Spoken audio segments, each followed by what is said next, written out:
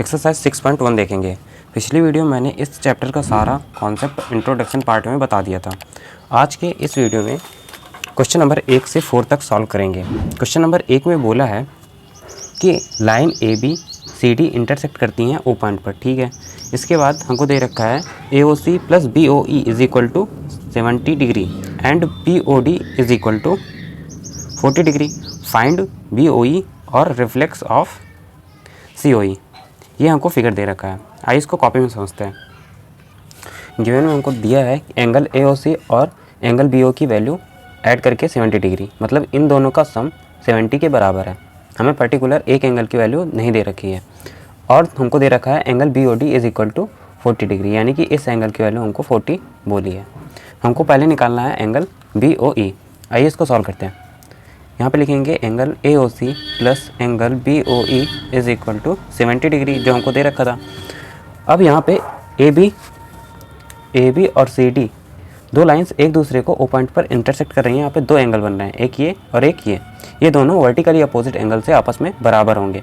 तो आइए इसको पहले लिखते हैं यहाँ पे देयरफॉर करके angle B O D is equal to angle A O C. B O D की हमें वैल्यू दे रखी है क्वेश्चन में, कितनी है 40 डिग्री।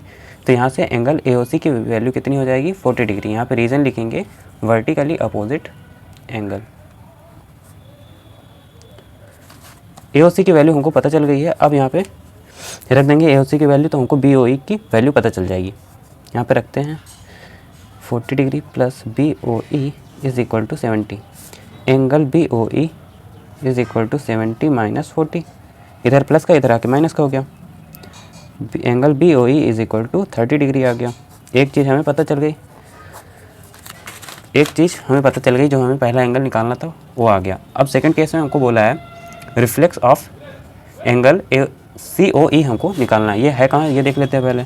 सी ओ ई इस वाले एंगल की बात कर रहा है, ये वाला एंगल हमें निकालना है, इसका रिफ्लेक्स निकालना है। सबसे पहले अगर इस एंगल की वैल्यू पता चल जाती है तभी हम इसका रिफ्लेक्स निकाल पाएंगे। तो यहाँ पर लिखेंगे A O B is a straight line. Straight line में जितने एंगल बनते हैं उनका सम 180 के बराबर होता है। तो यहाँ से स्ट्रेट लाइन में 3 एंगल बन रहे हैं, एंगल ये इन तीनों का सम 180 के बराबर कर देंगे, यानी angle A O C plus angle B C O E plus angle B O E is equal to 180 degree. इन दोनों एंगल्स का सम हमको दे रखा है, कितना है 40 डिग्री। यहाँ से हो जाएगा 70 डिग्री है, तो यहाँ पे 70 हो जाएगा। 70 plus angle C O E is equal to 180 degree. यहाँ से एंगल सी ओ ई की वैल्यू आ जाएगी 180 minus 70 is equal to 110 degree. ये तो हमको वैल्यू पता चली। अब हमको इसका रिफ्लेक्स पूछा, तो रिफ्लेक्स निकालते हैं। Reflex of angle C O E. Reflex निकालने के लिए जो भी वैल्यू आई होती है एंगल की, उसको 360 से सब्सट्रैक्ट कर देते हैं। सब्सट्रैक्ट करने के बाद ये आ जाएगा 250 डिग्री। यही हमारा फाइनल आंसर होगा। तो इसी के साथ पहला क्वेश्चन सॉल्व हो गया। आते हैं क्वेश्चन नंबर 2 में। क्वेश्चन नंबर 2 में बोला है कि lines X Y and M N intersect करती हैं ओ पॉइंट पर।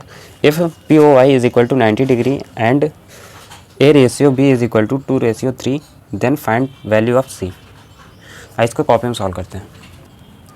हमें इन दोनों एंगल्स का रेशियो दे रखा है, हमसे एंगल सी हमसे पूछा है, ठीक है। निकालते हैं इसको। इधर साइड अगर 90 है तो इस साइड भी 90 होगा, क्योंकि स्ट्रेट लाइन में दो एंगल जितने भी एंगल बनते हैं उनका सम 180 के बराबर होता है। अगर इस साइड 90 है तो इस साइड कितना होगा 90 होगा। ये बात तो क्लियर है। इन दोनों का रेशियो हमको दे रखा है। सबसे पहले हम क्या करते हैं, कोई भी कॉमन रेशियो मान लेते हैं। तो यहाँ पर लेट करके मानेंगे लेट या सपोज लेट कॉमन रेशियो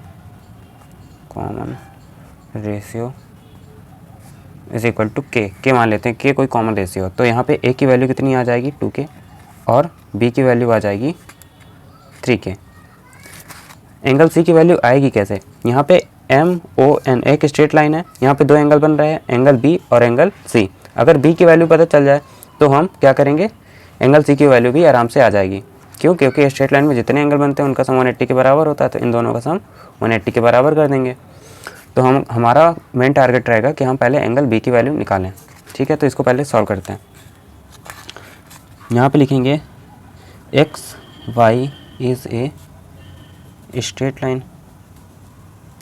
ये एक स्ट्रेट लाइन है, स्ट्रेट लाइन में 3 एंगल बन रहे हैं, बी, ए और इधर साइड का 90 डिग्री। तो ये तीनों का सम कितने के बराबर होगा? 180 के बराबर होगा बाय प्रॉपर्टी।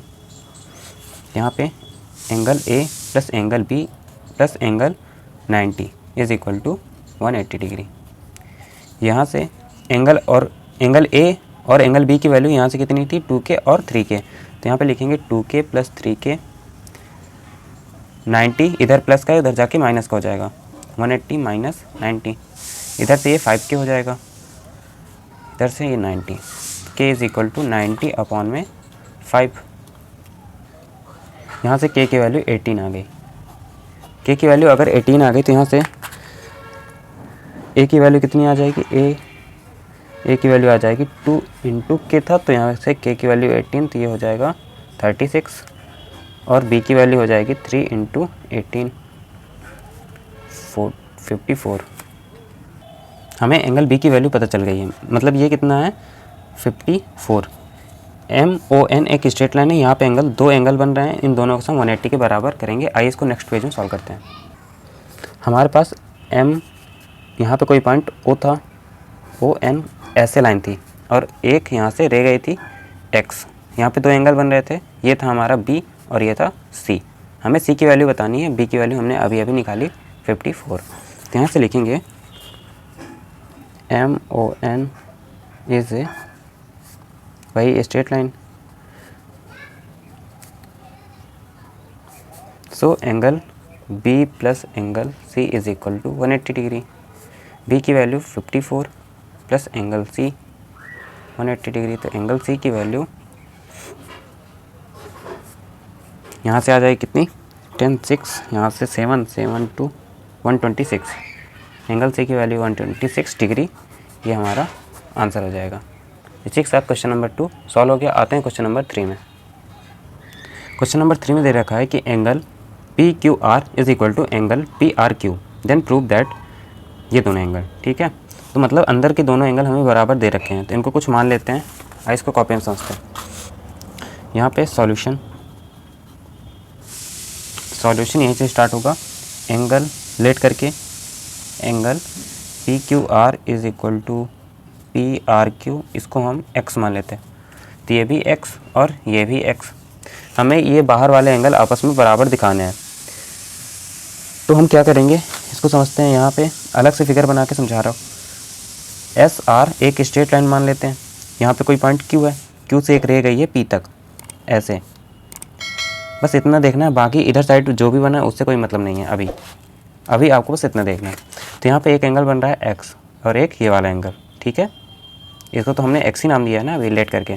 एक इस साइड बन रहा है, तो इन दोनों का सम 180 के बराबर होगा। तो इसको लिखते हैं। यहाँ पे लिखेंगे SQR is a straight line, so angle PQS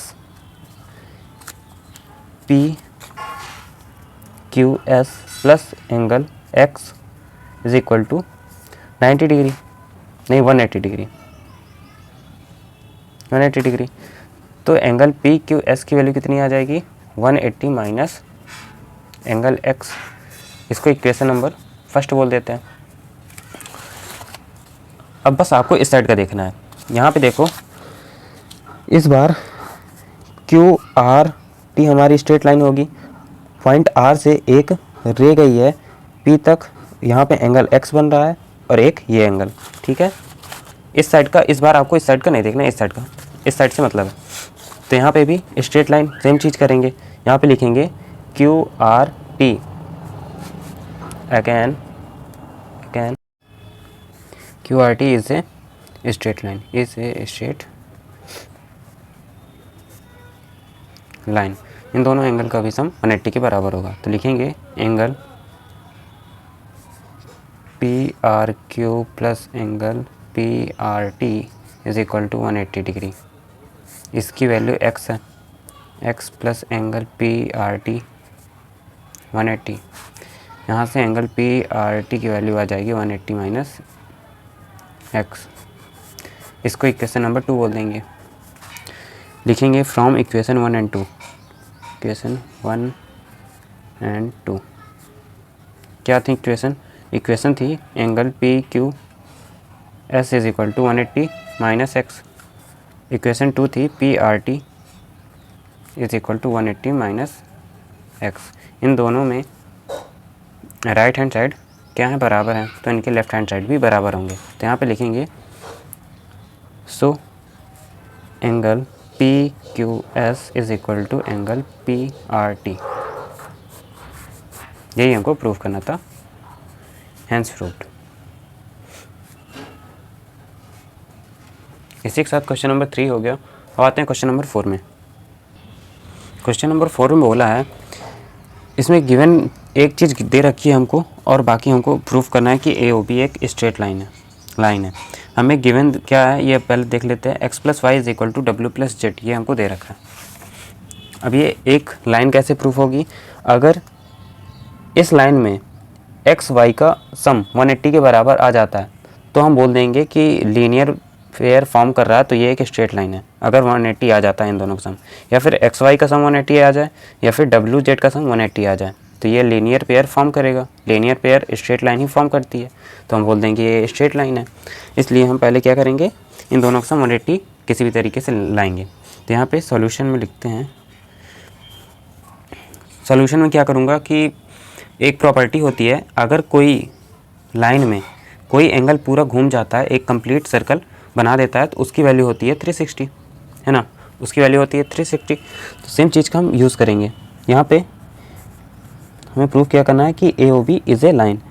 यहाँ पे लिखूँगा angle X, angle Y, W Z, ये सभी एंगल का सम 360 के बराबर होगा, क्योंकि एक कंप्लीट एंगल फॉर्म कर रहे हैं, बना रहे हैं। ठीक है, हमें दे रखा है कि x plus Y is equal to W plus Z, या फिर इसके बराबर मैं ये लिख सकता हूँ, या फिर इसके बराबर में ये लिख सकता हूँ, बात एक ही है।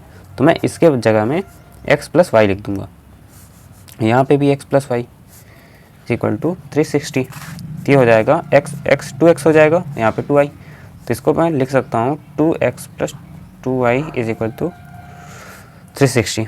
यहाँ पे 2 कॉमन, x प्लस वाई बचेगा 360, तो यहाँ पे x plus Y is equal to 360/2 divide होके कितना आ जाएगा 180। यहाँ से हमारी एंगल x प्लस वाई की वैल्यू 180 आ गई है। सो ये एक लीनियर पेयर फॉर्म कर रहा है, तो यहाँ पे लिखेंगे हेंस, इस प्रकार A O B is a line, या फिर स्ट्रेट लाइन, एक ही बात है, स्ट्रेट लाइन। यही हमको इस क्वेश्चन में प्रूफ करना था। ये हमारा प्रूफ हो गया, यही हमारा आंसर हो जाएगा। तो आज की वीडियो में बस इतना ही, मिलते हैं नेक्स्ट वीडियो में। Thanks for watching.